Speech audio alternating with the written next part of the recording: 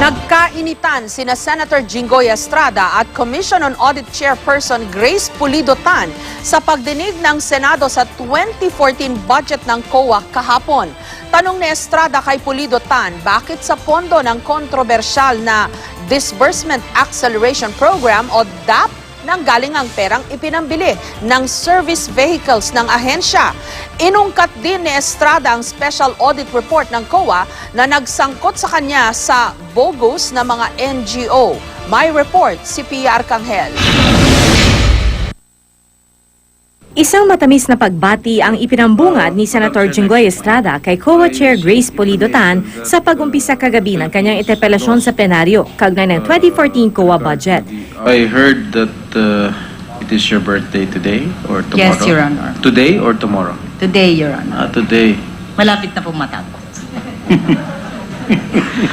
So rest assured that I will be very, very lenient with my questions, Thank you, Mr. President. Isa si Estrada sa mga mambabatas na tinukoy ng COA noon na naglaan umano ng kanilang pork barrel para sa mga peking NGO ni Janet Napoles. Hindi karaniwang pinapayagang magsalita sa plenaryo ang mga kinatawa ng ahensyang pinag-uusapan. Pero binigyan ng dispensa kahapon si Pulido Tan para siya mismo ang sumagot sa mga tanong ni Estrada. Unang tanong tungkol sa kanyang mga biyahe.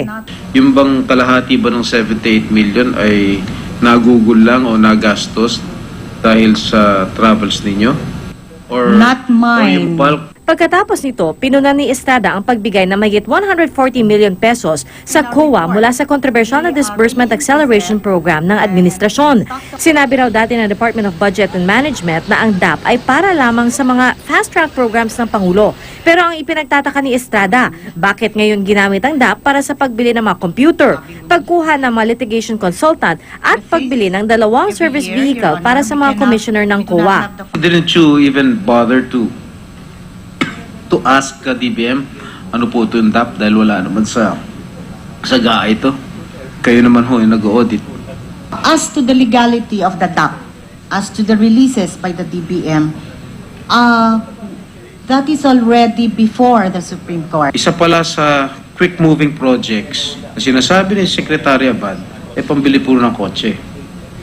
Maya-maya, di na natiis ni Estrada na tanungin si Pulido Tan tungkol sa special audit report na ginawa ng COA sa kanyang opisina. As far as I am concerned, I am not a lawyer.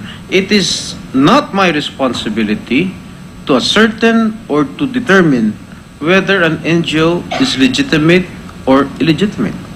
It is not the duty of the legislators. How in the hell would I know if these are bogus or not? Sa amin, as COA, it's their business to know. Had we known na bogus pala yung NGOs, sino naman sira-ulong senador, sino ba sira-ulong legislator ang magbibigay ng pera sa isang bogus NGO? Pero di pa dito nagtapos ang diskusyon. Inungkat din niya ang pagkuha ni Pulido Tan sa sarili niyang anak para magtrabaho sa COA bilang executive assistant niya. Is your daughter still connected with the COA? One of the exceptions is that if the position is confidential and conterminous, which is exactly the appointment of my daughter. Sa huli, inaprubahan din sa plenary level ang halos 8 bilyong pisong budget ng COA para sa taong 2014. PR Arcangel, GMA News.